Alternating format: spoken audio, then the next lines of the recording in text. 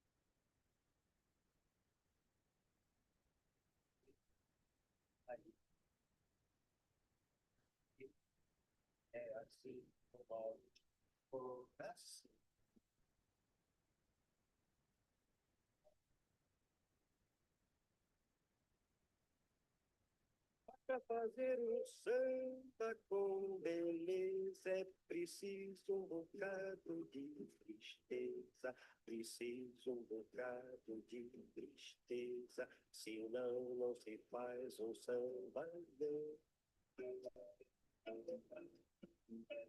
Se não, é como amar uma mulher só linda. E daí?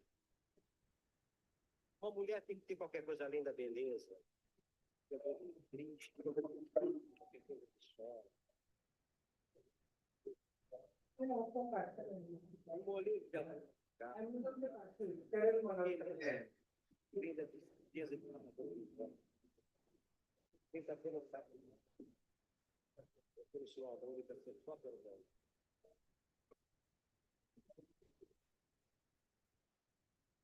Fazer samba não é contar. Quem faz samba assim não é nada. O bom samba é uma forma de oração.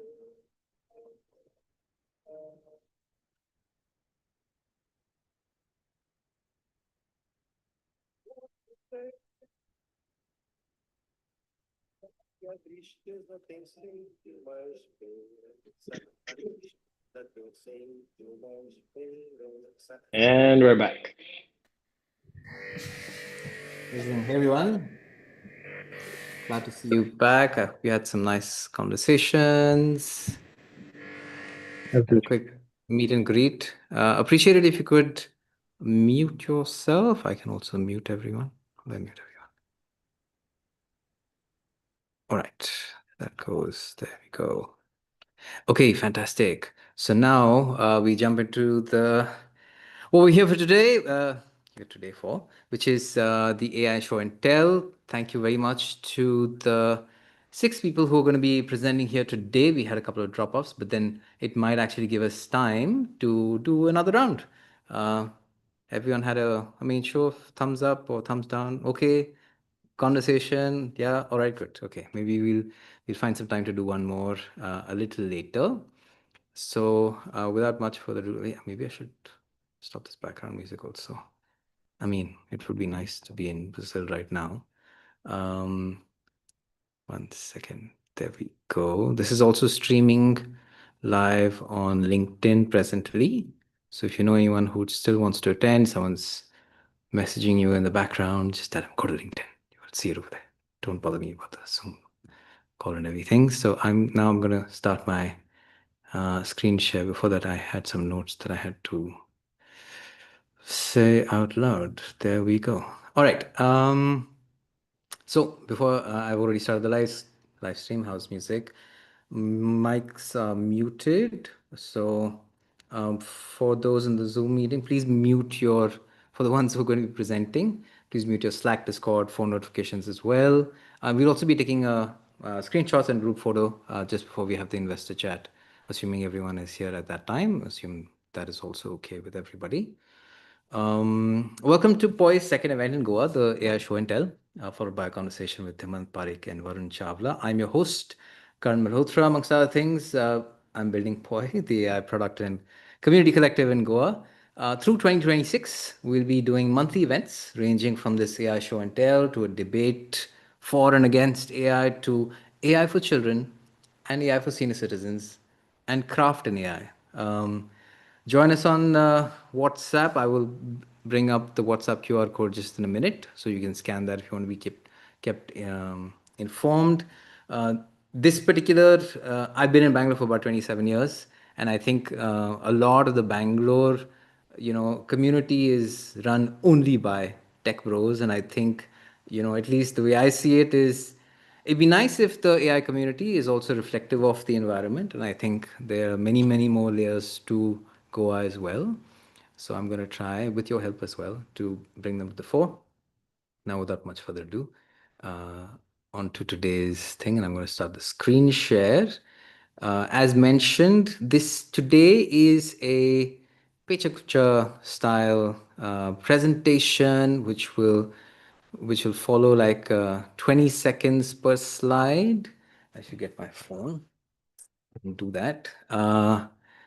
And for the first presentation we have today, so this is the WhatsApp group. If you just want to scan this quickly on your phone. And so I'm going to start with the first presentation, which is with Rohan George of Ad Item, who also worth mentioning that sure, we can build the AI community in Goa, um, and look to spotlight, as many of the different people as there are in Goa. And I would love to know how many there are. The intent is to sort of bring them together. But it's fair to assume that it's not as large as, say, Bangalore, Chennai, Delhi, etc. So I think there's also the opportunity of learning from other people in other communities. So we have some people, a few different people over here from other places. So without much further ado, I'm going to hand over to Rohan. So Rohan, if you want to unmute yourself and let me know when you're good to go, and I will get your time going as well. Okay, Karan. Hey, everyone. Um, just going to start off by saying the concept and format of a Pecha Kucha presentation is something that I found out about this morning. So please bear with me when I Yes. make the presentation. Also, I'm just curious to get from a housekeeping perspective, Karan. You'll walk me through the slides, and I'm assuming Yes. Yes. you'll Yes. To also everyone, I have a central guide. deck. I will be managing everyone. So you're with that, Rohan. Your time starts now. Okay, then. So imagine you're an in-house counsel at a small company. Okay, sales is pinging you, HR is pinging you, product is pinging you, and the CEO has sent you some simple mail which is just the word urgent and a document and no further context. Every question is simple, and every answer requires proof. And your day then basically is a matter of constant triaging at all points in time. A query like, is this indemnity okay? Can we terminate in 15 days? Have we accepted this kind of clause? They all sound like fairly straightforward legal questions. The response to the query is just the tip of the iceberg. Okay. The real problem is retrieving the information and context and organizational knowledge which is hidden in emails, exceptions, and the company's past position. This is a ball of yarn in the middle of which your answer is lying. It contains file folders, documentation, and the reality of finding your answer is not an easy reality at all. At the middle of this ball of yarn is a question of where that legal knowledge is stored. It's not stored, it's distributed. And the image I showed you earlier looked like a bit of AI slop, but the reality is this is, for example, a visual representation of the 1,200 document, email, Slack messages flow of an organization's actual legal team and its interactions with other legal departments. It's a heat map, essentially, of what is important and what's not important. A lot of legal teams tend to focus on document management, as I'm sure a lot of knowledge workers do as well. But if any of you in any knowledge professional space have worked in doc management, you know that it's like a filing cabinet requiring constant uploading, tagging, maintenance, and all kinds of habits. The lawyers don't have the time to be able to maintain doc management system. So as a result, it just becomes a mess. The other alternative, of course, is trying to work with adding headcount or outsourcing the work to outside external lawyers. It can work, but it's expensive, it's slow, it scales really badly, and startups are supposed to be lean, right? Legal work, on the other hand, expands to fill every available hour. So what you have is delayed responses and higher risk. You have point solutions at this particular point for legal AI. They exist, but a lot of them focus on just the document in front of you, just the information or the query which you're looking at. They don't tie in or take into account the fact that there's a whole cloud of context, past deals, past emails, one from the head of sales saying we are never going to give this person a renewal again, and such like.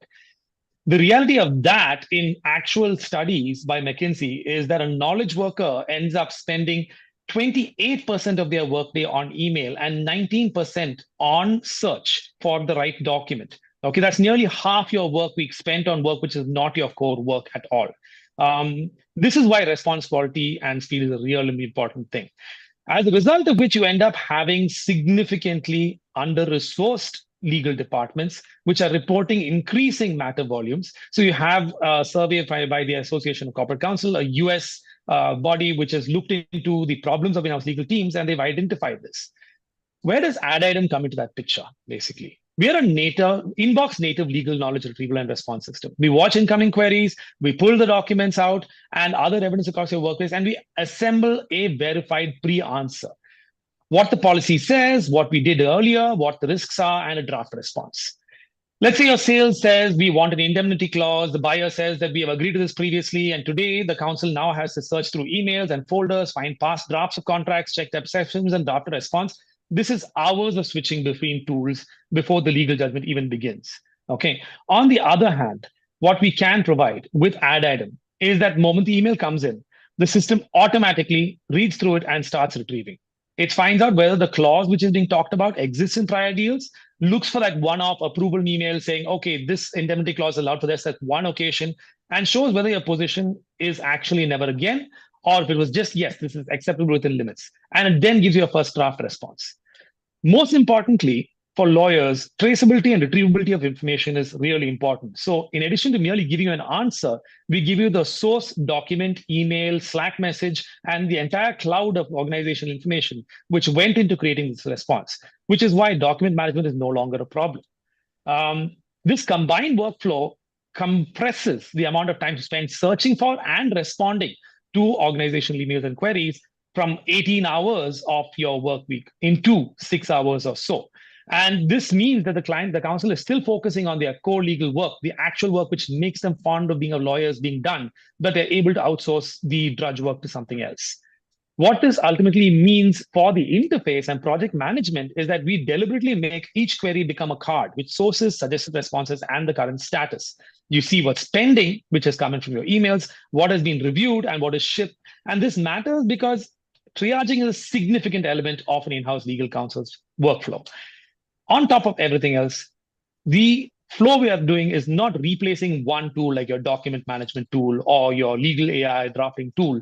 We are a layer that sits on top of all of this and turns the organizational data into a response at the moment a query arrives. So we're reducing the cost of collecting context, which is actually a real bottleneck for in-house legal teams. Well, we should probably introduce ourselves. I'm Rohan. As I've told you before, I'm a corporate lawyer who's been, practicing for about 20 years. My co-founder Adarsh has been in AI ML for about 20 years with a significant focus on enterprise search. Together, we found ourselves synergizing these legal workflows into something bigger than just the sum of what we were doing. Our focus is on the US legal services economy. A recent federal government study estimated the size of the overall legal service and legal tech market at 388 billion. I know that's a ridiculous number. I will send you the study from the US government, which highlights it. But the point is that it's a very important thing from productivity perspective. And we're not looking at that entire market. We're looking to target small and medium enterprises and early to mid-stage startups in that market. These startups, on average, spend $77,000 on their workflow. Our intention and what we're looking for is a chance to work with small, medium enterprises in the US on a pilot basis and demonstrate the proof of what we're building. And we have a fair amount of what we need built already. We just need to engage in pilots with a relevant customer. And yeah, that's us. I hope that you enjoyed this presentation and that was interesting for you. Thank you very much. Fantastic. Thank you, Rohan. And given that thanks for getting us off the ground. Why don't we, I'm just sort of doing this on the fly also. Why don't we take 30 seconds and just maybe quickly share our reflections in the chat. If you have a thought, if you have a question for each person who has just presented, just share like a quick, even a thumbs up, fantastic presentation, want to chat with you, or have this question, would want to do a follow-up, just drop that in the chat because I think it'll be good to keep this interactive as well. With that, so I'm just going to give that another couple of seconds. Thank you. I really appreciate that. Sorry, just saying. Of course. And what I say on LinkedIn also, give a considered comment, like, you wouldn't go around the meeting room and giving just thumbs up, but it also helps. Thank you, Sheena. Appreciate that. Next up, we have Varun from Navan AI, who's going to be covering a perspective on vibe coding and what they're building. Over to you, Varun. Your time starts now. Hey, hi everyone. I hope I'm audible. And to give you, I think I'm going to be a little brief on the 20-second timer. So Navan.ai is primarily into Gen AI solutions, and products. We've been in the space of AI space since been in AI space since 2019, and that's our journey. Moving on, we're going to be talking about Santosh, who is our founder. He was supposed to be presenting today, but he had another investor meeting kind of to take up, and then he couldn't join. So I'm kind of just giving a brief introduction about him. He is the founder of Navan.ai, and he's also the founder of Sarak Technologies. He's been the founder of Sarak Technologies since 2014. Navan.ai we registered in 2023, and so on. Now, coming to SAM, which is a product that we're going to be talking about today, it's at the intersection of spec coding and agentic AI or autonomous AI agents. So that's the exact space that we are in, and you can, draw parallels with other coding agents and so on to get an understanding. Now, the problem that we're trying to talk about is, or trying to solve, is rather the problem that arises through vibe coding. All of us might have used a lot of vibe coding tools. The most common problem is that you get a lot of bugs after you've vibe coded something. So it's not really scalable MVP that you get at the end of vibe coding, right? So that's the kind of a problem that we're trying to solve with spec coding. Again, so spec coding is not really the solution. It's the way by which you can get a better MVP out of what your idea is, right? So you define the specifications, be very clear about it, and then get the expected output. Now, where we come into this picture is through the use of spec coding, but with autonomous AI agents. So we've created a bunch of AI agents which are trained to follow the software development lifecycle, typically the traditional software development lifecycle, and they use spec coding as the method to do that. But then they are autonomous, so that you get all the autonomy that you want, you get the power of AI that you want, and that's how you get started. So this is a screenshot of what the UI looks like. A basic thing, a basic chat interface where you say that, hey, this is what I want to build, and then the AI agents will try to understand what you're trying to build, who your target audience is, and so on, like all the details that they need to get from you. Then the first step is it starts creating the PRD. That's one of the most important parts of this process of any software development process, rather. And the PRD is where your entire detail comes into the picture, right? You getting everything laid out. That's basically the spec. Then once the PRD is created and all the other steps are followed, at the end you get the code generated using all the AI agents that are there. Typically, there's a Dave, which is a dev agent. Dave is the name of that AI agent, and that's what creates the code. Moving on from here, yes. So once the code is also created, now SAM is also integrated with your GitHub. So it also, I mean, whenever it creates the code, it already has access to your source code. So it creates code considering the existing code that you have. So there are, so the next one we'll talk about as a consequence of being able to do this, to be able to see your source code and what you already have, the number of errors are reduced. So the usual bugs that you get also get reduced at the end of the journey, right? At the end of your development process. Now we'll go into details of exactly how that process works. Step one is creating a triage. So it looks at the entire your requirement on a very broad level, and then it starts it does a triage and then starts working on it. The next step would be to come up with a plan. So the planning agent, which is Pete, it'll create a plan for the entire or for implementing the entire requirement based on the starting from the PRD. And then once the planning is done, comes the verification agent, which will be next. Yes. So the verification agent is looking at all the tasks that have been planned out, and it verifies that the tasks actually suffice, or actually come to the conclusion that you are expecting, right? Or come to the conclusion where it creates what you're expecting, and there are no conflicts with your code and so on. Once the verification is done, then comes the development, the actual development part, where Dave, the development AI agent, will start developing the code or writing the code, and that's where all your core development process happens. Next, after the development is done, we do unit tests, we still don't do integrated testing, but we do unit tests. So in the beginning itself, when the PRD is created, it also creates the acceptance criteria. It also creates so it's a test driven development. So it also creates the unit tests. It writes a unit test. So in this process, once the development is complete, it'll do the testing, the unit testing. And then once everything is done, your testing is also completed. It creates the Git PR or the pull request on GitHub automatically, and then someone from your team can check or review how it looks, and then how the preview looks, and then merge the request. Now, who is it for? Typically, it's for, say, solo founders who want to build a lot many things but have less time or less people, and it's also for small to mid-sized development companies who want to get good output with limited resources. And when I say resources, limited time and money both. So that's how Sam adds value, and we're also helping people learn spec coding through a bootcamp that we have. So that's a link if you want to check it out. So that's mostly about what we do and who we are. You want to try out the platform? It's sam.naman.ai. Go give it a try, and it's still in early stages. So we are welcoming all the feedback that you would like to give. Thank you.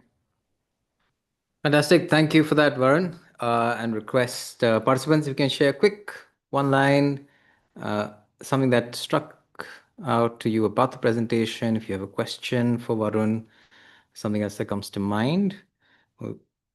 And then we will, in the next couple of seconds, I will move to the next presentation. I might be saying this too soon, but I think we're doing okay on time. So we might do another breakout room also soon. Okay, fantastic. And next up, we have Sheena Palla from Module 0, who will talk about AI and leadership. Take it away, Sheena. Hi, everyone. It's so exciting to hear so many founders and entrepreneurs sharing how they're building in AI.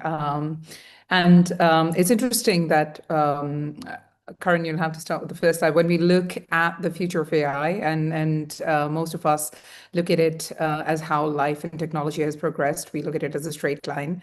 But the reality often feels like it's far more complex, very much like the Module 0 logo, in fact, which is the eternal knot, where it's complex, it's interwoven, and it's difficult to untangle. We're standing at a threshold where we built these structures to manage the world and make it progressive and evolve with the technology. But AI has quickly moved from being an efficient digital tool to an entity that's actively shaping how we live, how we engage with each other, and how we evolve as a species. It's not just about the hiring decisions that leaders are making, or the create of the content decisions. It's how we engage with each other where dramatically AI is having a difference.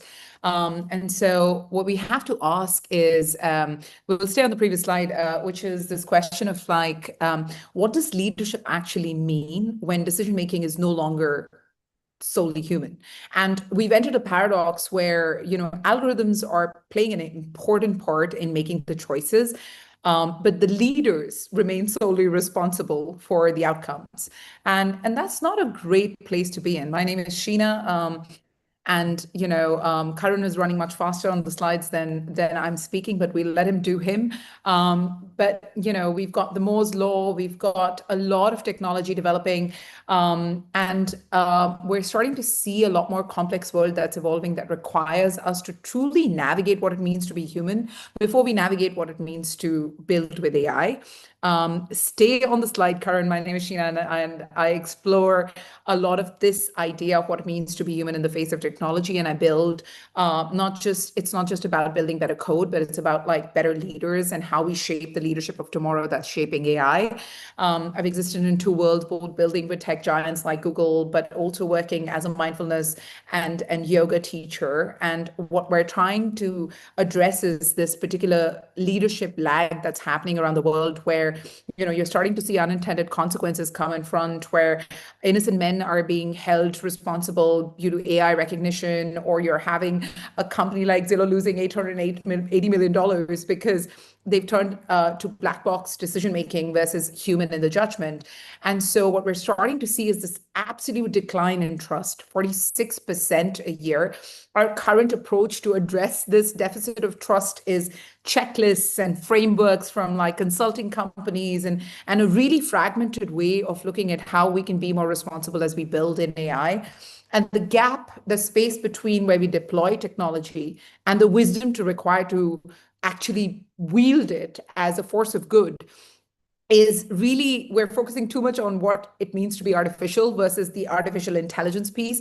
And intelligence does not mean you're processing a shit ton of data, but it's also about the human intelligence that sits between you and I, between the emotional fabric of connection, between relational intelligence, between ethical intelligence, and how we want to lead. Why do we want to lead to begin with?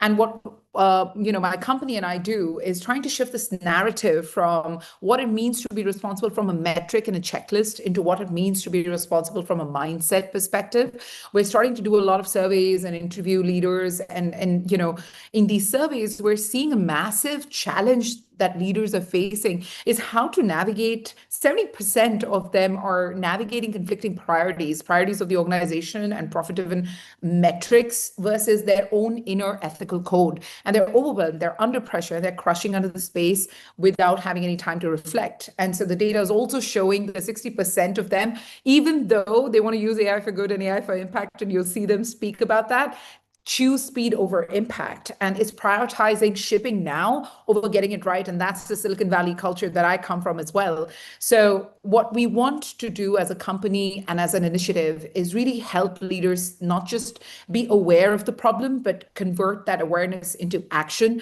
and so that they're not paralyzed by their own bounded rationality, a system that rewards wrong things. And we want to convert this anxiety into a force for good. And so we have a framework, which we're calling the Module Zero Responsible Mindset Framework, which is focused on clarity, empathy, discernment, ethics, and courage. And what it means is, how do you see yourself and the system together? How do you understand the other through relational and emotional intelligence? And how do you build an inner compass where you know when to discern and say stop versus go ship fast? And how we're doing this work as Module Zero is that we're turning this framework into a true movement. We're starting to collect these knowledge and assets by having a lot of one-on-one conversations with leaders, building and stress testing our assumptions. Then we're opening real conversations into what feels like the responsibility crunch of the hour. And then we're starting to build communities on it where we can have a trusted network of leaders who are working as a force of good in society. If you are somebody who's interested to know anything more about this, you can partner with us as a strategic funder. You can come on board as a sponsor for one of our events, or you can collaborate with us in the way we're collaborating with the Poai community right now. And even though it is a very nebulous process, we have deep expertise in doing this work through leadership training and development organizations, developing organizational cultures across multiple different large and small businesses. If you look at the offerings that we have collaborated with both academic institutes, Google to name the few, but we're working with organizations that are also nonprofit and initiatives like inner development goals that are trying to stitch sustainability development goals with a true action. And while as we shape this through the work that we do with organizations, through the work that we do with teams, through the work that we do with just our think tank thought leadership initiatives, I want to leave you with this final image of the work that we actually Karen, you can skip that. What I want to leave you with, of course, we have a phenomenal board of advisors and people who are working on this initiative across the board globally, who are both experts in AI and leadership development, and we lean on both to bring in as our speakers and experts when we do the work that we do. But we're really trying to step away from that very productivity, ship technology, fast culture, to a little bit more space and time into how leaders want to build. And when leaders are pausing, they're breathing, they're reflecting, and they're truly aware, not just as fast processes, but as deeper, still, acts of wisdom and good. They can create magic. So we're here to facilitate that, and I am so grateful for you having heard me do that in 6 minutes plus.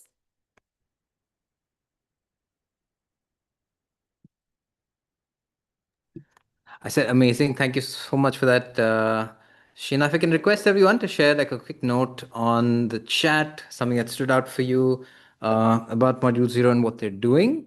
And I think, like I was saying, I think we're doing really well on time. So why don't we do? We're at the halfway point. We've gone through 3 presentations. So I'm going to do another round of breakout rooms. Why not? Because I'm sure there would have been some interesting conversations at the outset. You've been in this space and had some more conversations. So let's do another round and see what happens. There we go.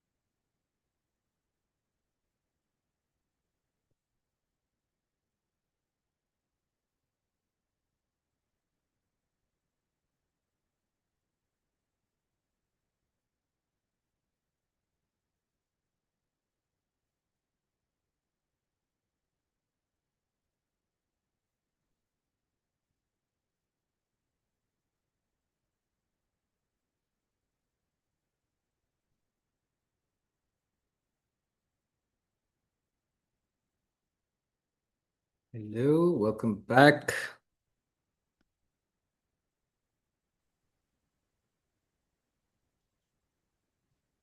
All right, we're back.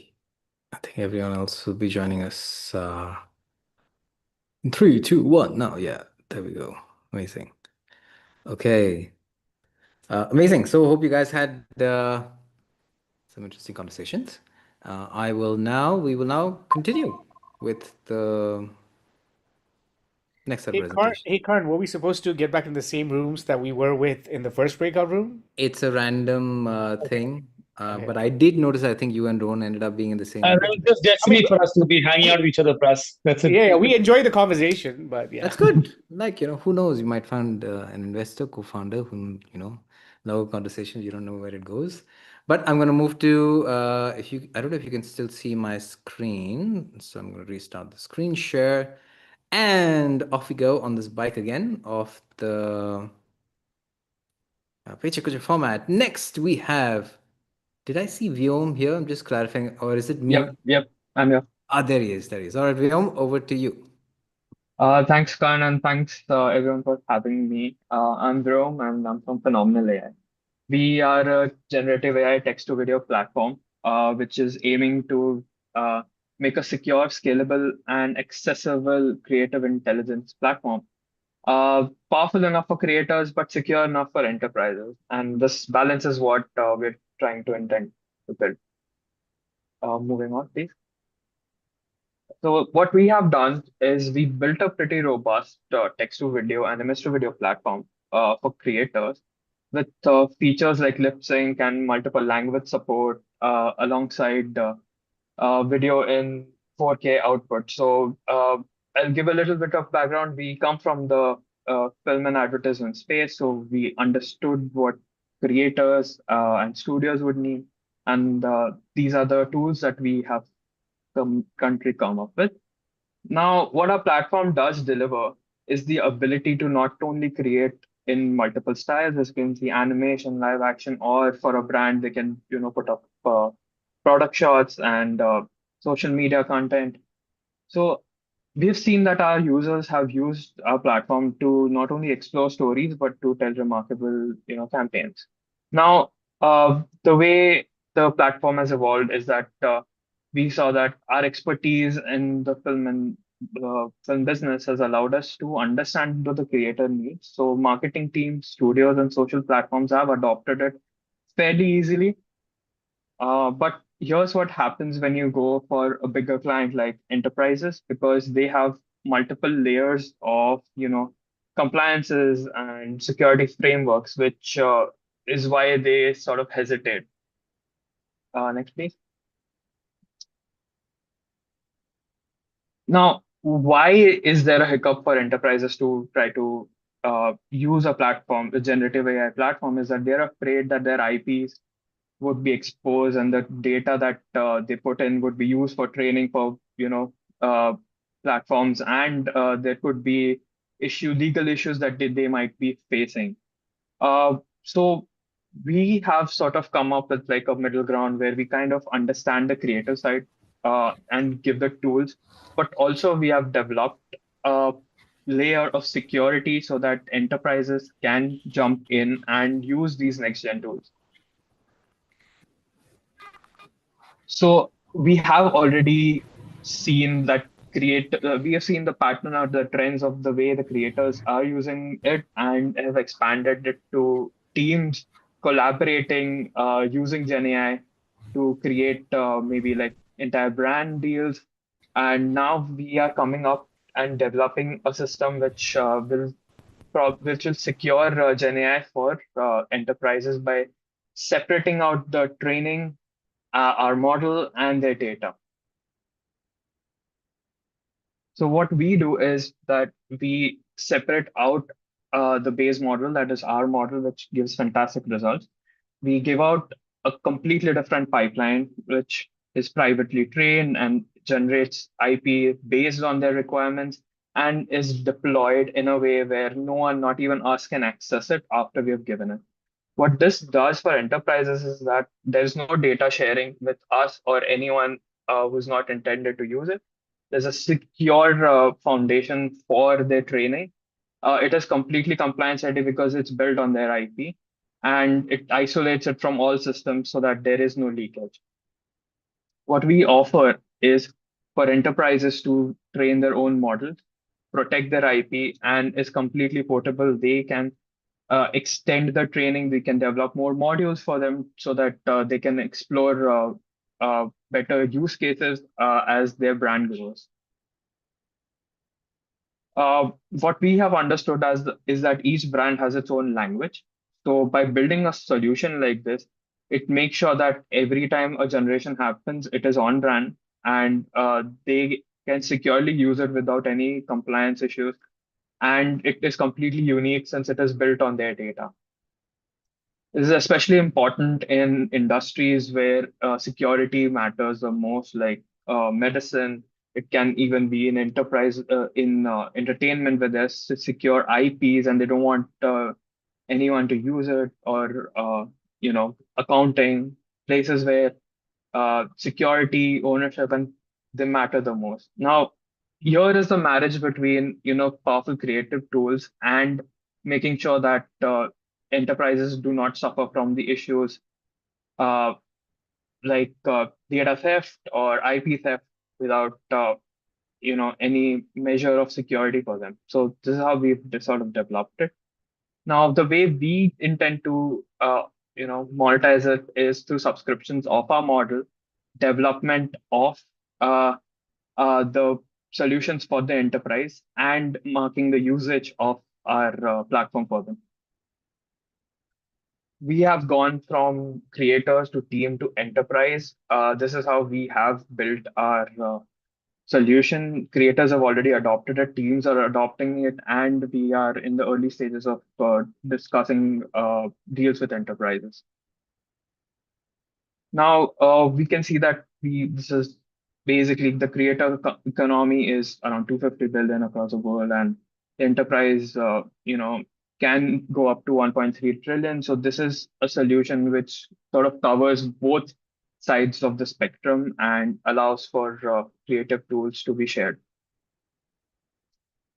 As I said, our vision is that we give powerful tools for everyone, but we also want to make it secure, scalable, for people or enterprises who really require that security and are kind of on the fence about AI. And if anyone wants to try out our platform, we are online, we are available, and you can always get in touch with us and we can discuss further. So thank you so much for having me. And off to you, Karan. Amazing. Thank you so much, Vyom, for that. Now, I mean, we still have a good 38 minutes to go. Can I quickly request everyone to just turn on the video so we can do the photograph before I forget? That's a key component. Need to share on socials and all that. So look in the camera. Is Dhimant here? Dhimant is here, right? Dhimant, are you joining us on camera? If you can for a quick minute. Yep. There he is. Amazing. So 3, 2, 1, in your camera, biggest smile. Amazing. Thank you. And back to regular programming. Next up, we have Shubham, who's going to talk about AI Garage and an interesting AI fellowship. Shubham, over to you.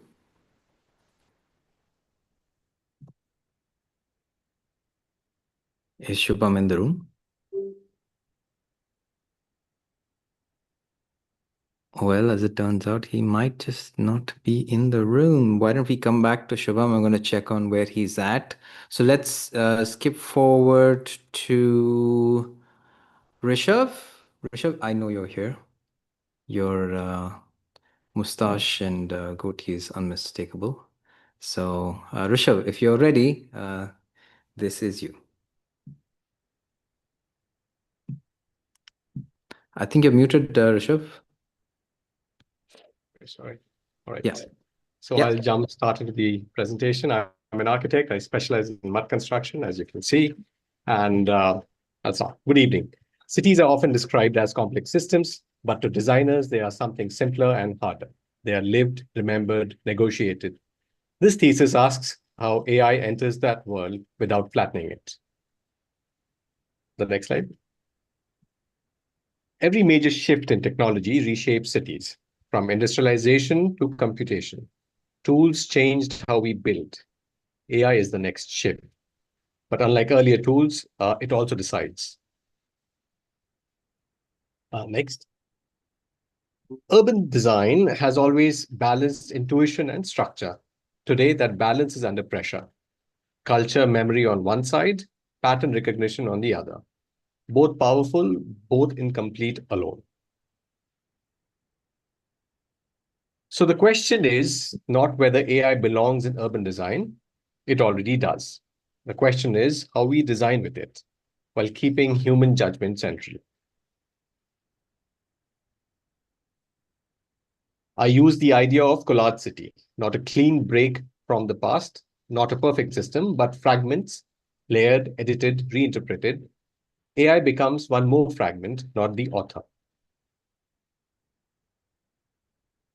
When you look at this object, you see more than one thing, a bull or bicycle parts. Collage teaches us this habit, to see beyond surfaces and accept multiple reading at once. Cities work the same way. They are not single ideas executed cleanly. They are accumulated decisions edited over time, connected by use, shaped by people. AI is excellent at recognizing patterns, but cities are not just patterns. They are exceptions, rituals, compromises. Without guidance, AI optimizes what is visible and ignores what is felt. To structure this relationship, I borrowed a framework from autonomous vehicle, not because cities are machines, but because automation forces us to ask where the control belongs. At one end, the designer does everything. At the other, the system does everything. Between these extremes lies a critical zone where responsibility is shared, but judgment is human. My work positions itself at level 3. Here, AI proposes, human critiques, AI learns. Design becomes a conversation, not a command.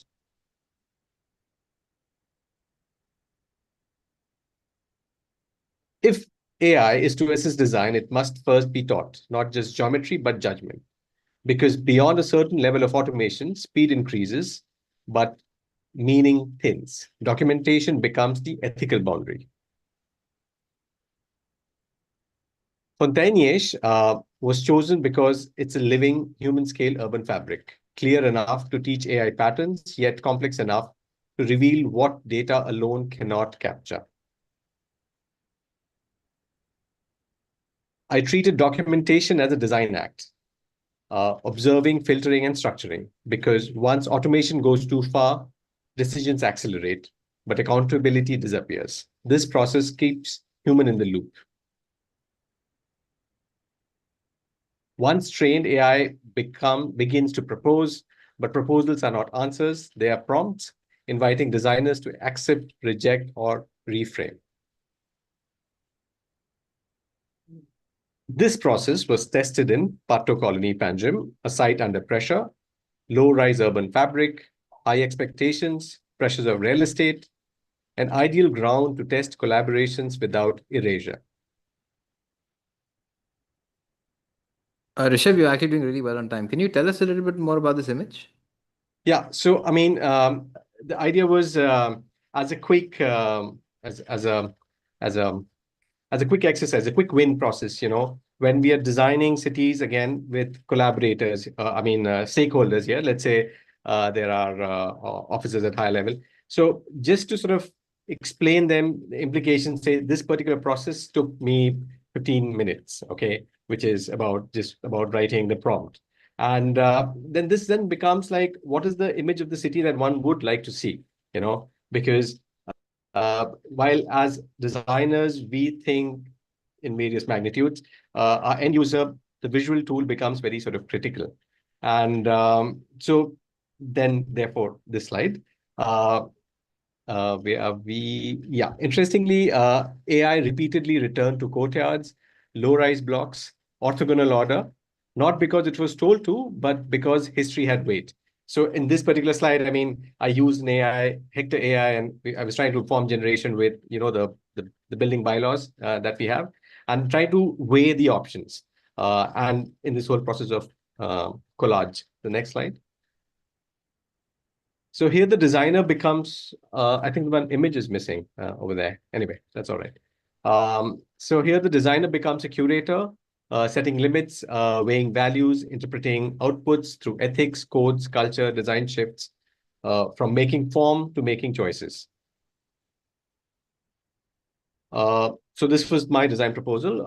What you're seeing here is not a final answer, but a result of human AI dialogue, an urban form shaped by iteration, correction, and judgment, where the process mattered more than the image. So the whole idea was that while actively I was the designer in the context of my urban design classroom as well, I had sort of showcased them that there were forms which were also generated by the AI.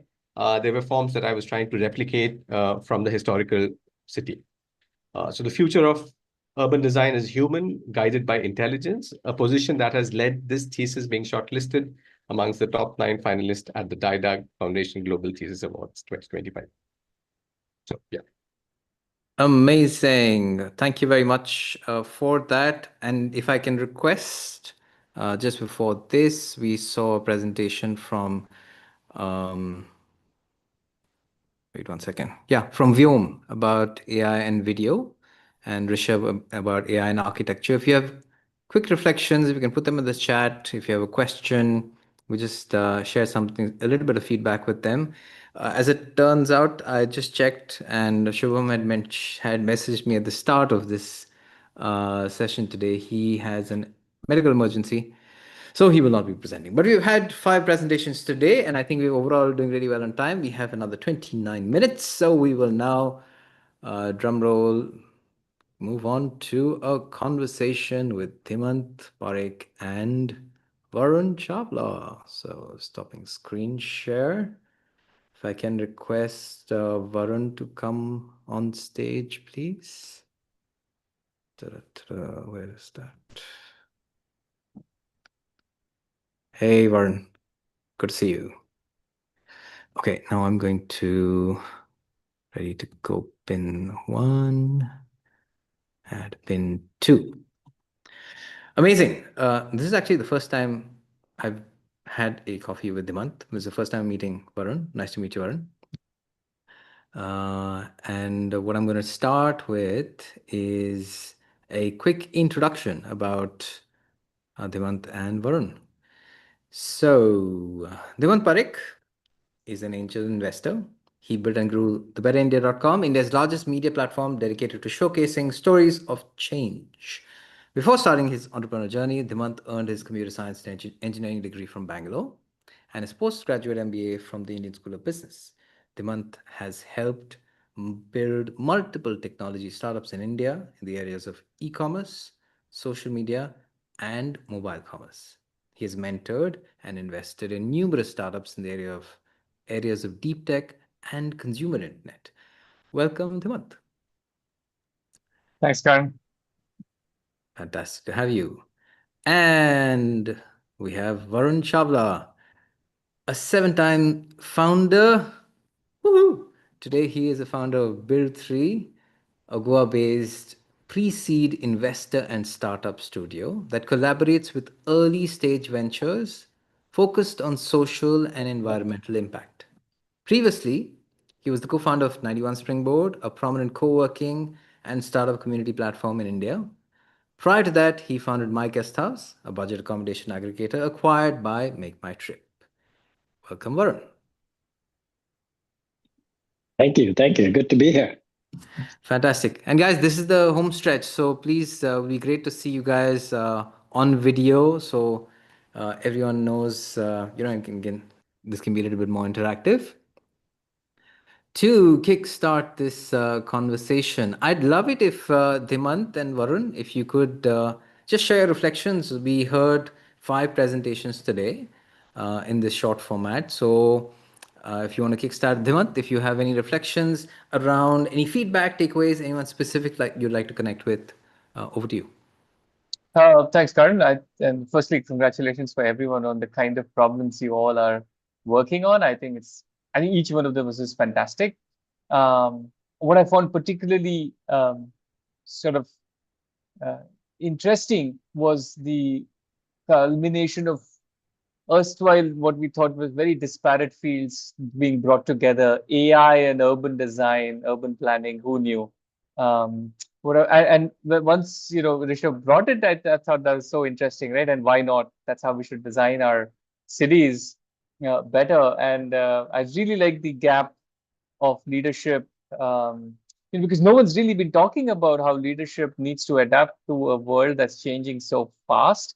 So, for me, these were sort of gaps that I don't think I'd ever thought about, and I think that was very interesting. And the other tools, like very, very interesting. I think there's definitely so much that AI can bring to the table and solve for in our day-to-day life. So yeah, super impressed, guys, with all the startups. Thanks, Dhimant. Varun? Yeah, I think for me, it's just one of those game-changing tools that comes about every so often and just has a multitude of applications, and it's only limited by human ingenuity and how we use it. So some people are building newer, better LLMs. Some people are using it on the back end. Some people are using it to produce better front end solutions. It's just everybody's doing different things with it. And just in this call, I think I forget, but I think somebody was taking an LLM approach. Somebody was making their tool better, faster, smarter. Some people were making human AI hybrid solutions, and some people were talking about the philosophy and what is this going to mean to the human race, so to say, as we move forward, the coming of this technology. So just in this small group, in a short amount of time, we've seen so many different perspectives, and I think there's going to be many, many more that's going to come up. So I'm loving it, and I got a front row seat. I'm privileged. Amazing. Thanks for those reflections, gentlemen. And I know that both of you all do a lot of work in the impact space, and that's something that's very close to your hearts. So, just to kickstart this conversation, Varun, if you could maybe share what is something interesting that you are seeing right now around AI and impact, and then the same question to you, Dimant. I think I'm going to run with what I just started, right? Like a couple of cohorts ago, I'd say almost like now we're on cohort 7 at Build 3, and Pras is here. He is one of the members of this cohort. Hey, Pras. About 7 cohorts ago, I think I literally saw 0 startups doing anything with AI. And this is now 2023. So I think it was pre the big event from ChatGPT. And then by cohort 3 or 4, we started to see a number of, I'd say 80% were power users of AI to make themselves more efficient and to make their journey of becoming entrepreneurs AI powered. And I'd say about 20-30% were making AI first solutions. So, a better tool, a better widget powered by AI. And in our last couple of cohorts, we're seeing people building things that were not possible before AI. And so that's sort of the journey as people are becoming more and more familiar with the power of this tool or this concept. That's the evolution we're seeing. And it's clearly here to stay. We're backing a number of founders. We typically back 5 to 6 founders every cohort now. And I'd say at least half, if not more, are AI first. Amazing. Devant, your thoughts? Wow. So, AI for us has been used in multiple fronts. Okay, so one is internal, where we are a content company, right? We use media and storytelling to drive change. So we've been able to use AI tools to really kind of fast track the efficiency in terms of how we're able to do, for instance, something as simple as copy editing, grammar, script writing, all of that.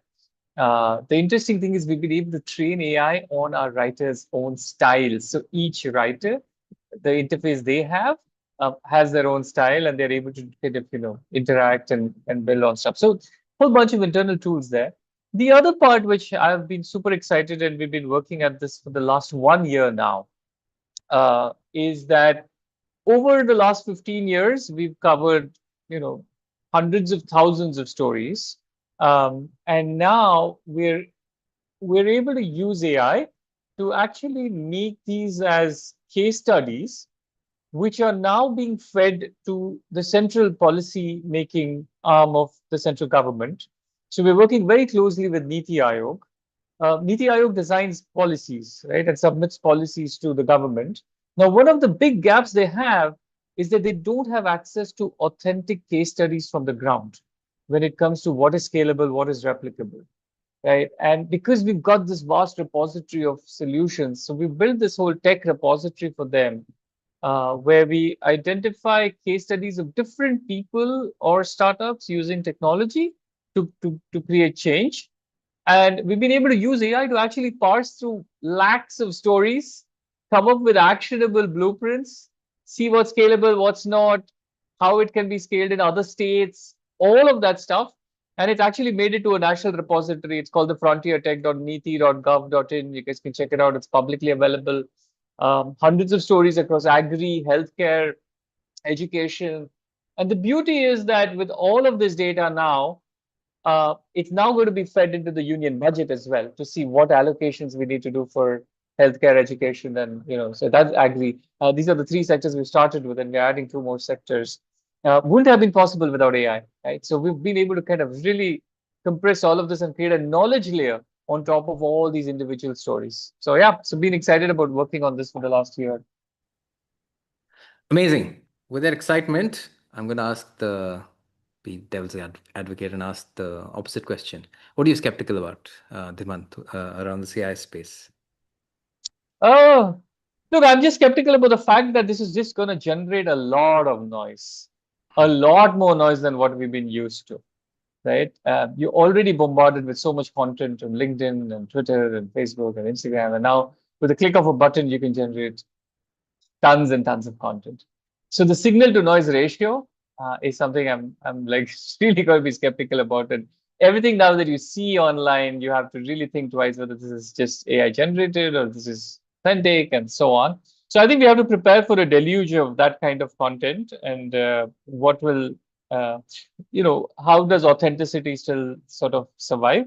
I'm quite skeptical about it. I don't think I'm on the other camp where I think that, hey, this is all going to go rogue and evil and all of that stuff. I'm not very worried about that, but I'm definitely worried about the volume of stuff that's going to come our way. Yeah, very similar thoughts. Where is creativity and innovation going to go when it's going to be so easy to be average? And I'm seeing it all the time when it comes to applicants for jobs or even applicants into our programs.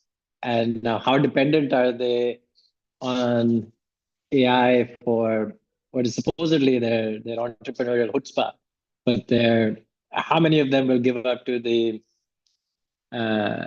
convenience that AI will offer versus challenging themselves to better the world in a meaningful way? And that's mostly a human enterprise.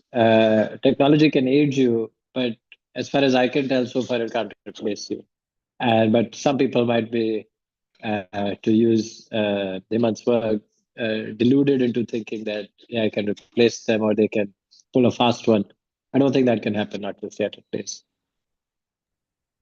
Thanks, Varun. Guys, this is an open stage. Feel free to unmute yourself. The good thing is we had a couple of breakout rooms and you had some questions, but maybe there's something that was left unsaid and you wanted to continue on that thread. Just unmute yourself. Feel free to jump into the conversation.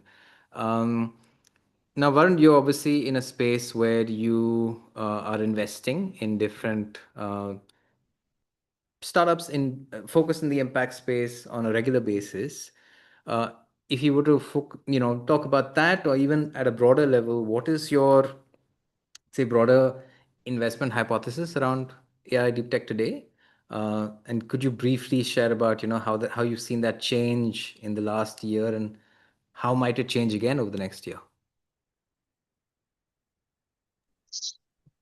One of the things I've always resisted is from having a hypothesis because I feel this world changes so quickly. Any hypothesis you have is rendered obsolete. Previously, it might have been 5 years. Now it might be 3 or 2. So I hesitate from having a hypothesis or a thesis. What I tend to do is I do first principles based investing. So the thought is when something shows up, I'm just asking myself the question, is this better than anything else I'm doing so far? And can I imagine this being useful for many, many, many people for at least the next 3 to 5 years?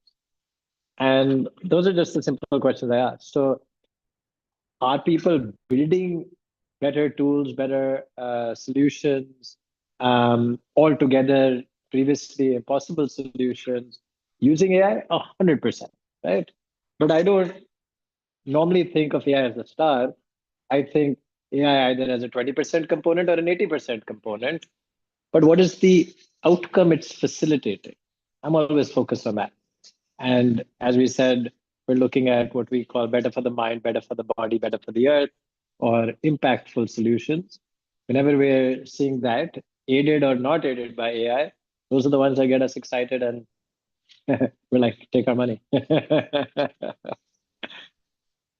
Amazing. So first principles based thinking. Dhimant? Like, it's very hard to say that we have a hypothesis around this because things are changing every month. But I go back to like the broad framework, what AI is going to achieve and help achieve. I think, and that is very clear. It's gonna bring the gap between ideation and execution. It's gonna really eliminate that gap. And what I love about this is that it's gonna move all of us more upstream in terms of what we will focus on. Anything that was mundane, anything that would just take more time, that could be automated, it's going to go away from our sort of task list. And we will truly get to focus only on the problems, on the strategic part, on design and stuff like that. So I love the idea from a point of ideation to the point of seeing it live, that just gap is going to just vanish. And that's fantastic. And I think anywhere you see that's going to happen, that overall everything is just going to move in value. Amazing. And Dhimant, you had a question for Varun? Varun, yeah, I mean, Varun, we should catch up more often, of course. The answer to everything is 42. I know. No, I would love to ask Varun, okay, one thing I know is that Varun really focuses on startups which have so much to do around the area of wellness, so much to do around the area of making a difference, impact, and all of that.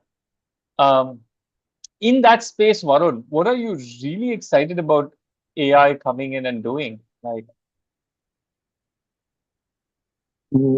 this is again, let me share a story instead of something that I was really impressed to see recently.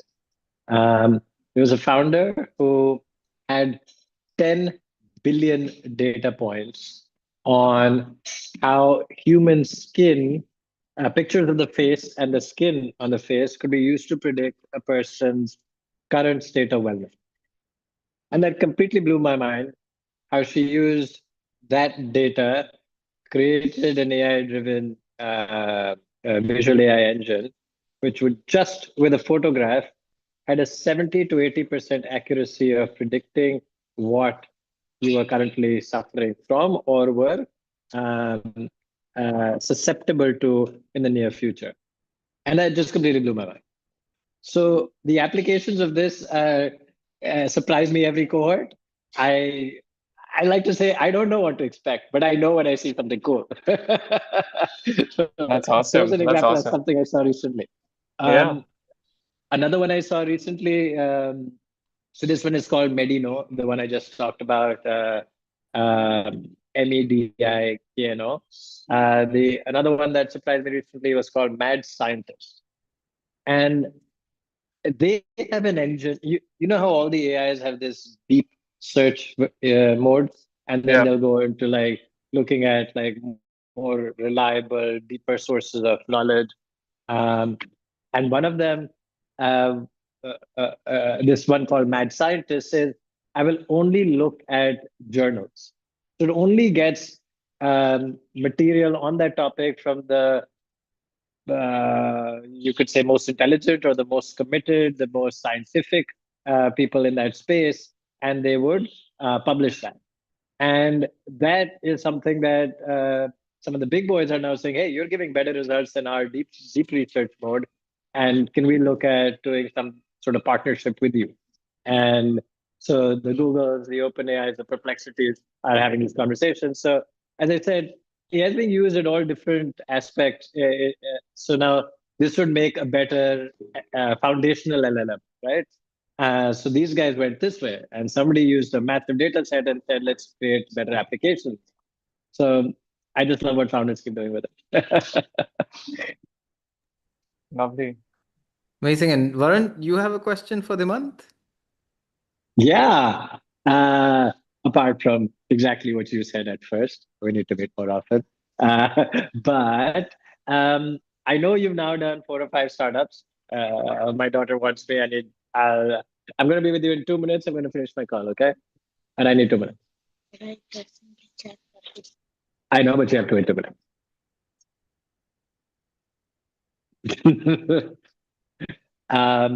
So I know you're now a 4 or 5 time founder. I forget the exact count.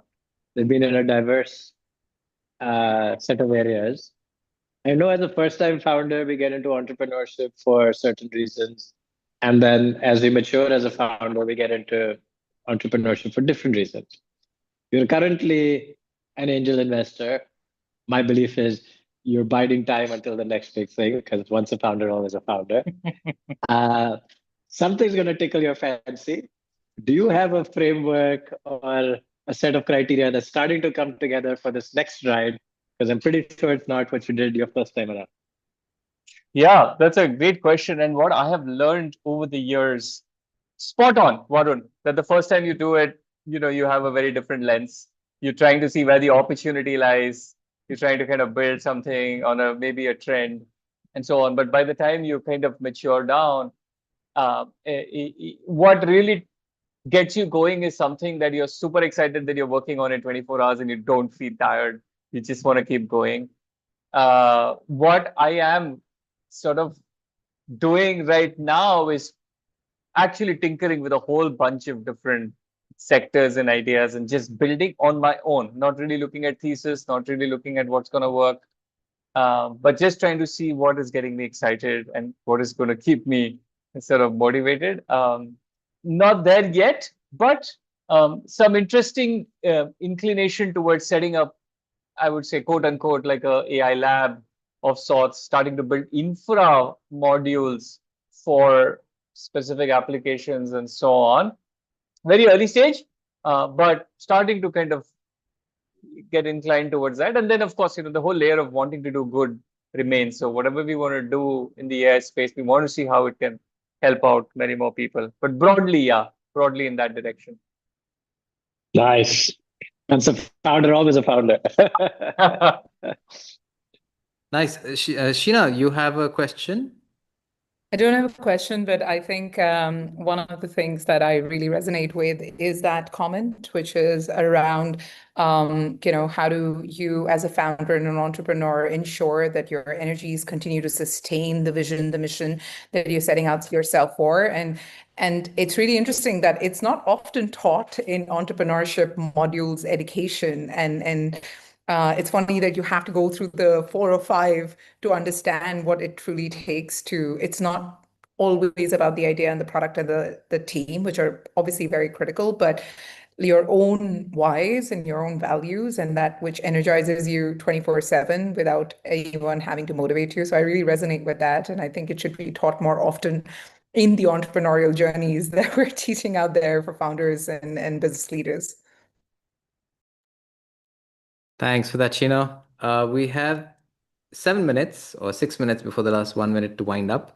If anyone else has a question, now's your time. I have another question, which is to Varun, Dhimant, and also to the room. What do you want to see happen more around AI and, say, tech in Goa? there are a whole bunch of us who are based here, and glad to see a lot of other people tuning in. Meenakshi is tuning in from Houston, and there are a couple other people tuning in from elsewhere. But I'd love to know from Dhimant, Varun, and likewise the rest of the room, what do you want to see happening around AI, deep tech, and Goa? I'm a fan of one of these books, and the startup. It's called Startup Communities by Brad Feld, who's one of the founders of Techstars.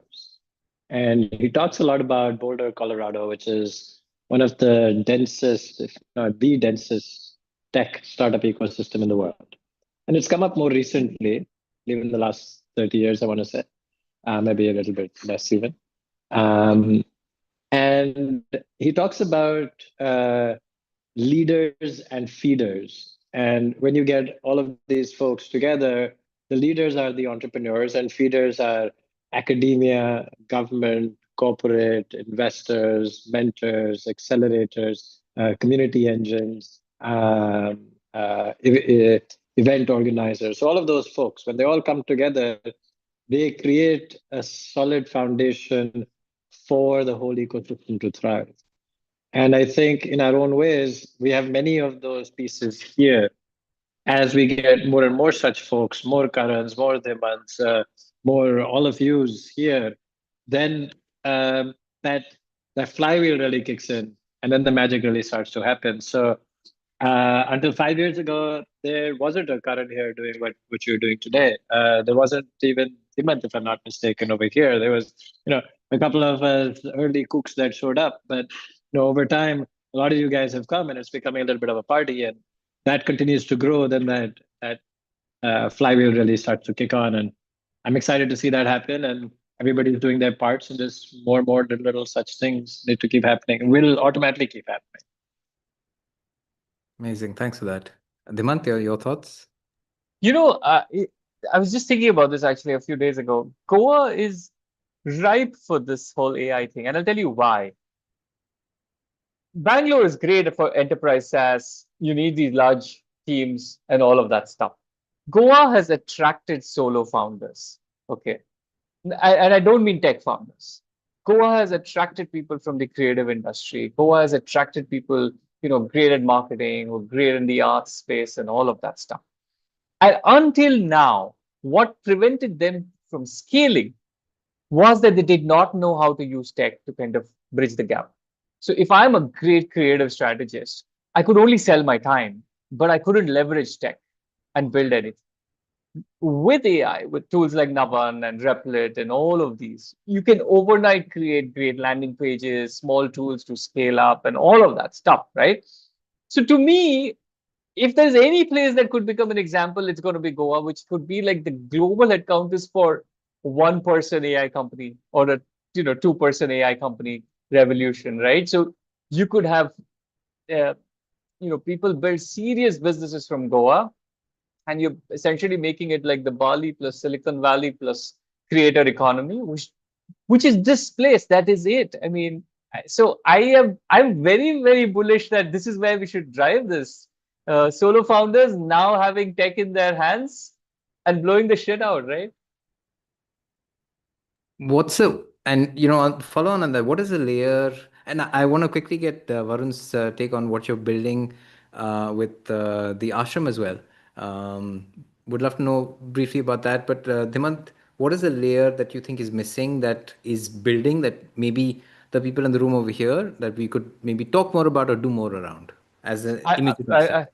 I think it's the glue of bringing people together and getting all of us to work together more often, sharing stuff that each one of us is kind of building. Because I don't see why every one of us should be reinventing and refiguring out stuff in our own silos.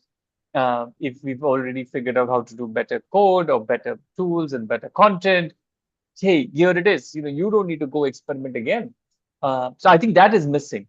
If I were to kind of put it like, could there be founder residencies, which of course Varun is like spearheading this thing in Goa. If you look at what he's building, there's some fantastic stuff. The whole, build in public, AI hack weeks by the beach, stuff like that. So I think the glue of bringing this together and doing it more cohesively, all of us here, what you've done with bringing all of us on the same platform is great. I think if we just do this more, all of us will kind of benefit and take off.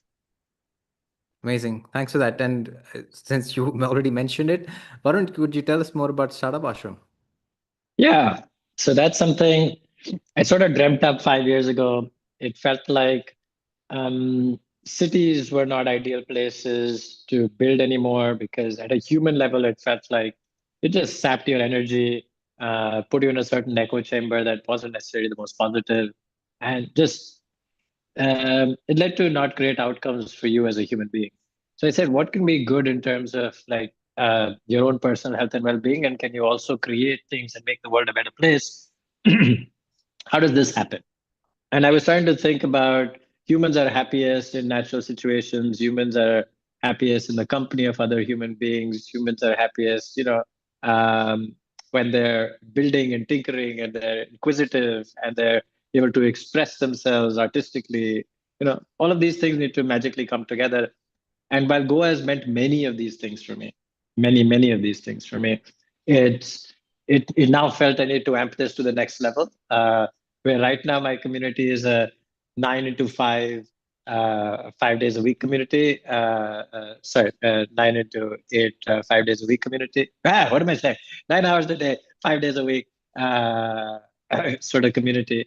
But I think I'm ready to double down and do the 24/7, 365 community, and that's what the Startup Eco Ashram is.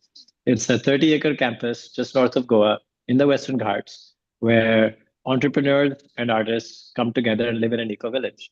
And what do? We build amazing startups and art and practice creativity and run wild and live abundantly. This is a place that will have unlimited food, unlimited energy, unlimited water, unlimited community, and the way I've designed it, hopefully within a decade, unlimited finances. So it should just be a place where humans can just be free and creative and do awesome shit.